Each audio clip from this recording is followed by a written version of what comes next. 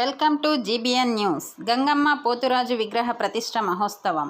ప్రకాశం జిల్లా రాచర్ల మండల కేంద్రంలో ముదిరాజ్ బేస్త సంఘం గంగమ్మ గుడి కమిటీ సభ్యులు ఆధ్వర్యంలో రాచర్ల మండల మరియు పలుగుంటిపల్లి గ్రామ ప్రజల ఆధ్వర్యంలో గంగమ్మ పోతురాజుల మహోత్సవం సందర్భంగా మొదటి రోజు కట్టా సతీష్ శాస్త్రి వారి బృందం ఆధ్వర్యంలో వేద మంత్రోచ్చరణలతో గణపతి పూజలు నిర్వహించారు. ఈ పూజా కార్యక్రమానికి పలువురు దంపతులు ఈ పూజా కార్యక్రమంలో పాల్గొనడం జరిగింది.